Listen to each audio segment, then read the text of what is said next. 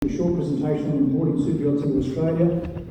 I've known Richard for a long time. I was actually, I'll tell the story, I was very impressed the first time I met him. He said, I'd like to have a meeting with you in Melbourne, the early days of ASMEX, and he flew down to me in his private plane and landed at the nearby airport and came and saw me. I was pretty impressed with that, and I've never forgotten it. And I think we're going to get a burst of enthusiasm here because he was talking to me last night and he's so gung ho about the future, so I hand you over to Richard Morris. While COVID-19 may have triggered cautious spending for most people, you can always rely on a mega rich to find a way to splash the cash. With overseas trips on hold, they're instead spending up big, on luxury sea vessels. Superyachts have become the latest trend, with sales in second-hand luxury vessels soaring over the past 12 months. You do, and it's not just limited to Australia apparently. Vogue International magazine estimates global sales have risen by 4% in a year, with particularly strong demand for larger vessels. And Richard Morris is the founder of Australian Superyachts, and he joins us now. Oh, that looks glorious, Richard. And look nice behind you too. What's that? What's behind you, and how much is that worth?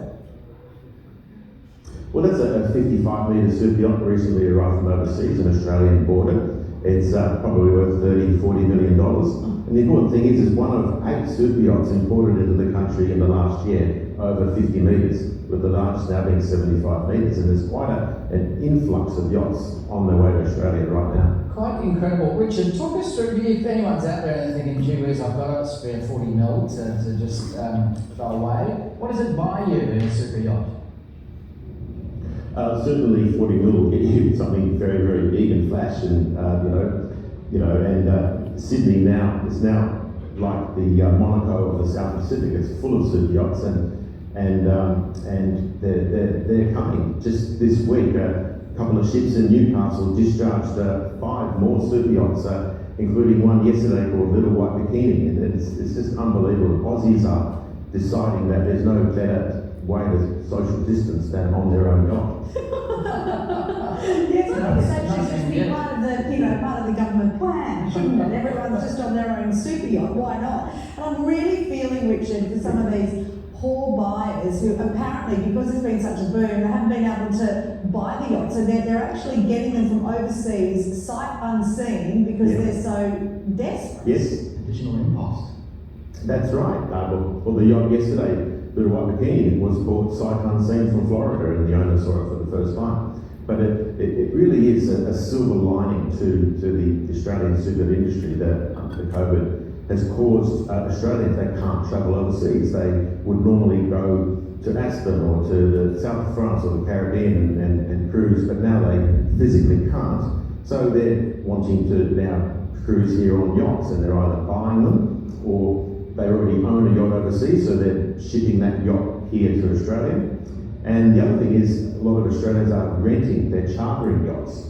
And that's creating a big boom in the market, a boom not seen since the Sydney 2000 Olympics. What's an average day look like if you're on one of these super yachts? Well, it's pure luxury, and breakfast in bed if you want, the best food, the best wine, anchorage in the most beautiful places. And that's what Australians are discovering. They've thought that the best way to cruise on a superyacht is in the Mediterranean or the Caribbean, but now they've been forced to actually discover our own back garden. Just a few weeks ago, I was involved with a superyacht cruising Tasmania, and the owners discovered how beautiful Tasmania was. That our Great Barrier Reef, the Whit Sundays, the Kimberleys, Australia has got it all, and these Australians are now sort of been forced to discover, how good our own backyard is. And this will have a long-lasting effect for our industry in the future as more and more yacht owners have their yachts here. Yeah, the beauty of it is that it's helping employ people to staff these super yachts too, so it's having a good flow-on effect for the local economy as well. Richard, we'll let you get back to... Yeah, sorry, you go. There's 14, 15 full-time crew, and all of these yachts need crew, highly skilled, the maintenance people, provisions, marinas. Australia's got it all, and we look after them. Wow, imagine if you could actually spend your quarantining time. You could pay to go and stay on a super yacht. Super yacht quarantine. Yeah. Richard, hey, great to talk to you. Thank you. Enjoy. Go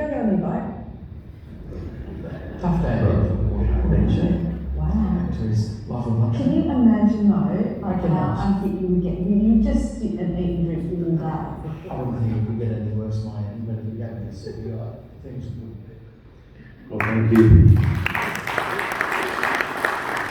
And I used to think that I only had a great face for radio, but live national television. So thank you very much, David and ASMEX and everyone for inviting me here to speak about what really could be considered to be a fairly mundane subject, importing yachts, shipping yachts. But I'd like to put it to you, as I sort of touched on there in that interview with Weekend Sunrise on Sunday, that the importation of yachts and the size and the amount of them is probably the biggest indicator of just how well we're doing, and not only our industry but the economy in general. So look, I'm just going to discuss about the process and the shipping of them, and things like import duty and GST. Preparing a yacht for transport, it's very important thing to do. Discharging in Australia and the rise in imports, and asking the question, is this a silver lining? So shipping superyachts as cargo, it's big business, it's high value cargo. That's mischief. That's a $33 million superyacht, weighs 700 tonnes. It's a serious sort of concept to lift it, lash it, ship it from one side of the world to the other, a 6-week transit time, offload it safely, start it up again after the whole yacht's being shut down. It's a very serious sort of process. So someone buys a yacht, or they have a yacht, they want to bring it to Australia. Well, the first thing they've got to do is pick a company to actually perform the shipping, and so there's a number of them around. And then they need to secure a ship, and in recent years that was very easy. There were lots of ships and lots of sailings, and actually the yacht transport industry was very gung-ho in promoting themselves. But now it's very difficult to get a ship, and I'll explain why. Insurance is very important. Make sure you're covered with insurance, water to water and damage, and it's probably good also to have another policy on top of the one that comes with the cargo. If you can request a below deck stow, if the yacht will fit, if the ship has space, that's obviously a very good thing to keep the yacht protected from the elements. And the crew need to isolate everything on the yacht to make sure that all the systems are sort of shut down correctly so that they can be restarted correctly. Care for lashing. Now this is probably the biggest issue, is that the people that actually lash the yachts, they're wharfists, they're stevedores, and they've probably just got off the next ship, which is a container ship, and they're using hydraulic jacks to tension the steel sort of lashings of containers, and then they come onto the heavy lift ship and they have to lash down a plastic or aluminium, usually boat, and it's very important. They don't know how strong these hydraulic sort of pump things they've got, and they can actually damage yachts, and they do. So it's very important that it's done right. Waterproofing and mold prevention, very important. We'll talk about that. So this is an example of below deck stowage. If you can get it, go for it, because it's like putting your yacht in a nice cupboard away from all the elements. You've got to remember that, a yacht loaded in Europe or America, the ship might then go into 2 or 3 different sort of temperature zones. So it could be hot, and it's cold, and hot again. It can be wet, it can be dry. The wind, the rain, the elements are quite extreme. So you can get below deck, go for that. But usually you will get on deck, and that's where you have to prepare the yacht even more. And you need to consider that sometimes you will get loaded, the yacht will get loaded, and it might even be facing backwards. And so the wind, so the cargo ship's doing 16, 18 knots, maybe into a 20, 30 knot wind, so you've got maybe 40 knots coming over the deck, and if you're pointing backwards, that's coming right onto the stern of the vessel, which is the part of the vessel that wasn't really designed to take that wind load. So you need to think about what the wind's going to do. It's very important to check the lashing, as I mentioned before. This is a yacht that came in a few years ago, and it was loaded properly in Europe, but then It was transshipped in Asia somewhere, so some other stevedores did it, and they put the lashing around the anchorage, port anchorage, and they bent the anchorage, so it had to be replaced. Considerations for importation. So you're going to bring a yacht here. Australia's got lots of regulations and rules. One of them is the importation of refrigeration gas. So all the R32 in your fridges, freezers, ice makers, air conditioning systems. You have to list every piece of equipment that's got gas in it, and you need to declare that and get an importation license. It's all about the ozone layer. And if you don't do it, you may well have to have all the gas removed from every piece of equipment on arrival here and reloaded. It's a very expensive process. The yacht's going to have stores and alcohol, jet skis, tenders, they all need to be obviously listed, and you can bring in stuff. If you're bringing your yacht to Australia, why not buy a pallet of French champagne and wine? You will pay duty, but the shipping is actually free. You're not paying extra to ship that wine. So think about that. Quarantine and fumigation, that's a very big, important, difficult process for certain beetles and termites and things, and it needs to be performed overseas by an accredited fumigator, accredited by our quarantine agriculture here. And there's been lots of problems where these companies overseas aren't actually accredited, so it has to be done again on arrival. That's quite a big process you need to get right. Artworks, if there's some valuable artworks on board, they need to be declared, but also you can't be bringing in prohibited items like ivory and whale's teeth and those things. The import duty, 5%, is charged on vessels up to around the 85-foot, vessels that are under what's known as gross construction tonnage, which is a customs calculation, and basically it's a volumetric calculation. The yacht's got to be if it's more than 424.5 cubic metres, then you can avoid the importation. But you have to prove it. You have to have a naval architect to produce a report that proves that that's the case, and that'll save you 5%. You need a valuation of the yacht. If it's a yacht that you've owned for a while, or if you just recently bought it, the bill of sale and the GST is calculated on the value of the yacht plus the cost of the shipping. So, just quickly, external areas, it's not rocket science. Just cover it all up, tape it down, remove everything that can be removed. Put cling film on glass, and just make it easy for you.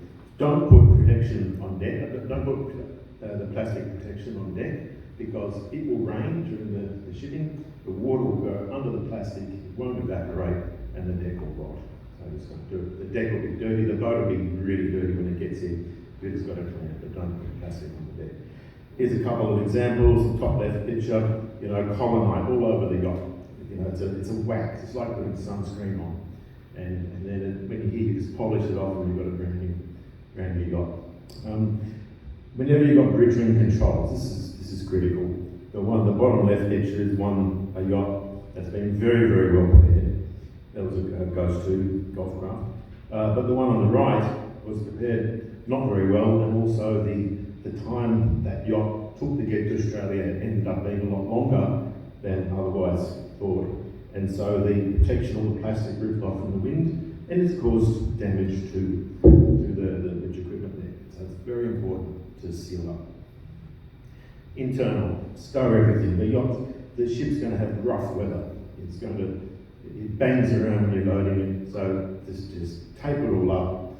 And this is a good example of a yacht that's been prepared very well for shipping. Engineering, this is a big one. If you don't do it right, then the yacht's not going to start up on arrival. So it's important to isolate everything, shut them down, and if it's the crew that loaded the yacht at the port of departure, then fly to Australia, and they're the ones who get it off the ship. Well, then that's easy. They know. They'll just do the reverse process. They know where everything is. But if it's not, and it's a whole different crew who've never seen the boat before, give them some instruction, you know, write a list of do this, do that, so that makes it easier. Because when the yacht's discharged to the side of the ship, there's a bit of pressure from the stevedores. Okay, go, you know, they want to get the next one off, and so it can be a little bit stressful at times. Just make it easy for the crew. Important to shut down all the UPSs, and this is critical. Every single battery bank, don't just turn them off. Actually disconnect some terminals, because the batteries will discharge if they're connected, and the engines obviously. But battery banks and, you know, the disconnecting. So discharging, make sure the crew know what to do, they're prepared, they've got the tools they need. When you get aboard the yacht after a big passage, document everything.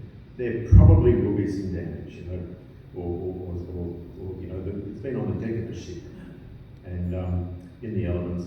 So document it, video, photos, and get a surveyor, your own surveyor. The shipping company may have their own, but don't rely on their one, because they're going to do it for them.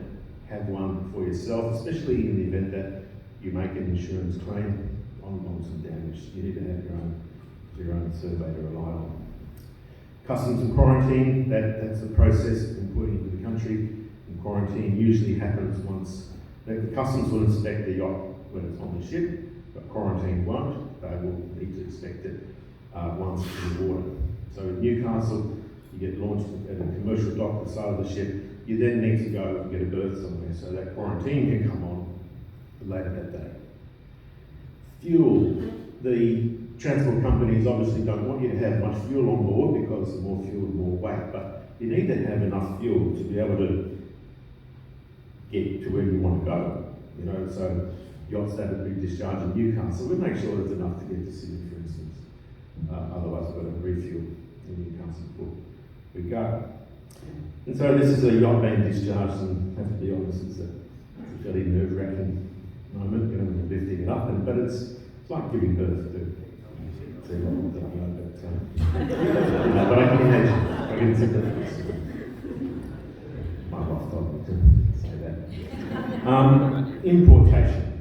So before the ship gets to Australia, your freight forwarder and customs broker will put together the calculation for the GST and duty, if applicable, and you'll need to pay that prior to the arrival. And you won't get your yacht unless it's been paid and cleared in the customs portal. Now, commercial yachts, you know, yachts that are built to survey and will operate as a charter business, and that's different to just being a yacht that can charter. You need to be a charter business. The owners can actually claim the GST back as an import credit, or even defer the GST. But you'll need to talk to your accountants. Every situation is different depending on the situation with the owner and the company and whatever, but commercial yachts can get GST back, and they do.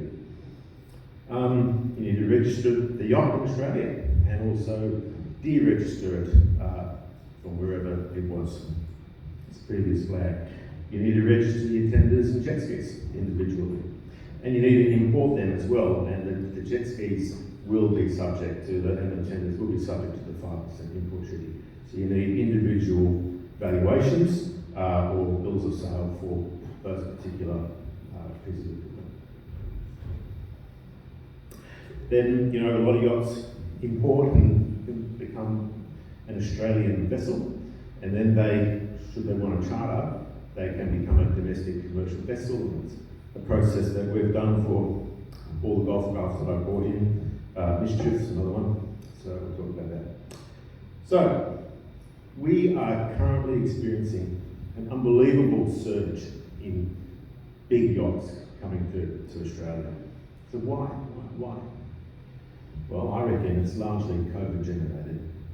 And you know, as I said in the interview with Channel 7, Aussies can't go overseas. We can't go overseas, but these, you know, the high net worth individuals would normally just travel, have a yacht, and they can't. They physically can't go overseas, so they have to have their leisure time here. A lot of owners own yachts, and they're in the Mediterranean. And I'm talking about, I've got one client who hasn't seen his 50 metre for 2 years. we're trying to get it here, so at least he can enjoy it. He's got full rotational crew. It's still costing an enormous amount of money to sit there just for him to use his family, but he has not been on it, and your guess is as good as mine. When is he going to get to be able to go enjoy his yacht? The leisure dollars that they normally would spend overseas in Aspen or the Mediterranean and the Caribbean, they're not being spent, and they've got the money. So they're now starting to spend it here. And as we heard this morning, cheap cash is available and business confidence is high. So this is just generating a boom, and I don't need to tell you, you're all experiencing it in your own businesses, but it's right across the marine industry. Small and medium boats, new and used. Apparently David said that Riviera Maritimo, if someone goes and orders one this week at the boat show, they're not going to see it for at least 2 years. So what does that say? So what about the guy who wants a boat now? What's he going to do? He's going to get on the internet. Or he's going to buy a second-hand one. He's going to get on the internet and buy one overseas. Boat yards, fully booked. Steve Fisher just told me at lunch that Rivergate's having the best year ever this year. Why is that? The buyers are forced to look overseas. This is a most recent example, 32-metre leopard's boat. The owner bought it, and there it is in the water last Saturday afternoon in Newcastle. They've got the money. There aren't any 32-metre super yachts available for sale here now in Australia, so they have to go overseas. And on the same ship, there was a 130-foot Sunseeker, also bought on the internet in Florida and discharged to Newcastle. So COVID has confined Australia's high net worth individuals to force them to remain in Australia. And their leisure spend, usually overseas, is now spent here. March 2020, COVID lockdown happened, it all hit us. Some owners just got on their yacht and did their lockdown and isolation on their yacht. Or they chartered one. I chartered a yacht last year at 32-metre to a client, and he chartered it for 6 weeks in Queensland. And we got him across the border in a private jet into Queensland 6 hours before the border shut on 1st of July. So here's the proof in the pudding. At the end of 2019, the largest super yacht that was imported into Australia, so it's owned by an Australian, and it was imported into the country to be used here, was Hey Jude, based in Sydney. Now, there's 8 super yachts over 50 metres in the country, and there's more coming, but there's 8 here, or there's 7 here and 1 on the way. The largest is 75 metres. So Mischief came in November, December 19. Kerry Lee 3 is here. Apparently she's been used for the below deck Australia. It's really interesting to watch. Pangea. So Pangea and Mischief were the 2 yachts that came in prior to COVID, just prior to March last year. But all the other ones here came in after COVID. So Umbra, 55 metre. Oceania, that was the one in the background when I got interviewed on TV, 55 metres. That yacht called Australia, 53 metres. The Mangusta, 50 metres on a ship right now on its way here. It's coming. And there's Lady East, 75 metres on my guy from Melbourne, So what is that saying? What is it, what is it saying? I'm talking to 7 more clients who own super yachts they're in Europe, and they want them here because they thought that COVID was going to end and the vaccine was going to be quicker than they'd get him onto their yacht, now or next year. No, it's not going to happen. So now they want it here. Our problem is waiting for space on a ship. It's very hard. I was talking to Kane before. All the wind farm companies in the world are just monopolising the heavy lift ships, and they will pay whatever needs to be paid to secure ships. So now it's very hard to get space on a ship for a yacht. And then the other thing is the freight rates, as Kane said before. We're trying to bring a yacht, a 65-footer, to Sydney for the Sydney Boat Show, and then that's 65. And I brought one of those in before, and the freight from Dubai to Sydney was, it's on a container ship, so you don't need heavy lift ship. It was about $90,000 US. Now, the container ships don't really want to know about us, but if they do, they want to charge $220,000 US for the same boat. So they get more money from containers. So this is an unbelievable situation with freight rates, not just at sea, but also in the air. I hope that calms down. So what does it mean for us? Well, marinas, we're going to be at capacity. Now that's a photo of the Sydney, the Roswell Bay Superyacht Marina, when I was managing it during the, right in the middle of the Olympics. And Sydney had, prior to the Olympics, 5 superyachts had visited Sydney ever. Then suddenly we had about 20 for the Olympics. And that's a photo taken in the middle of the Olympics. As Clemens will show, that looks like winter now in Sydney with all the yachts that aren't being used in the winter yachts. The marina is full. All the marinas are full. Scott's here from Jones Bay Wharf. It's full. So marinas are capacity, and these yachts need more berthing. They need electricity. They need the support. So we need to be focusing on more berthing. And the shipyards, well, all these yachts need servicing, so we need more lifting capacity. Travel is 300, 400, 500, 600 tons. More shipyard capacity with sheds. And what's going on up here in Coomera, Boatworks and Gold Coast City Marina, and Rivergate in the yard in Brisbane, it's very impressive. But, the yard's going to remain full with all these yachts coming. Now, crew, this is the biggie. In the last 20 years, a lot of Aussies have come back to Australia to get a job on a yacht, and they've realised, that the jobs really weren't here, and if they were, the pay wasn't that great, and then there's suddenly this 3-letter word called tax, which, so they didn't really stay and went back yachting. Now it's different. And what you've got to remember is that, I did this a few years ago with Martin Redmayne. We estimated that there's probably 60, 70,000 crew, professional crew on super yachts right now, somewhere in the world, being paid to be a crew member on a super yacht in the world. And industry estimates are that between 15 and 25% of those are Australians. And different people have got different opinions, but it certainly is in that. So if that's the case, then there's between 10 to 12 to 14,000 Australians being employed on a super yacht right now, somewhere in the world. And that means that, the Royal Australian Navy, Ryan may correct me, but I think when I worked out before, there's about 3,500 seagoing crew in the Navy. And the Australian marine industry, the fishing, apparently it comes up to about the same figure that there are in super yachts combined. So super yachting is the biggest employer of young Australians wanting to get to sea. And we need to start getting them home so that these yachts that have been purchased are being run by the very highly qualified crew. And then there's the support service providers. So chartering, booming. Huge increase in term charters. People are having week-long holidays rather than the 4-hour charters. The cruise ship industry, it's shut down. So where are all those people going? The top sort of 10% of the cruise industry are high net worth individuals. They're now discovering, hey, let's charter a yacht. We can do that right now. One World, the owner told me the other day, he's got $1.2 million worth of term charters this winter in Queensland.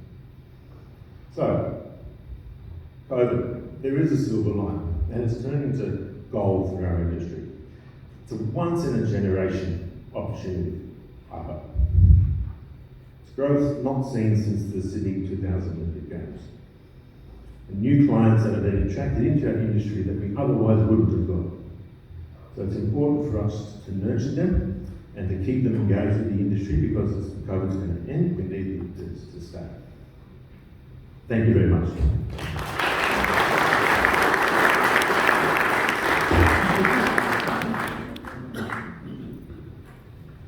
Thanks, Richard.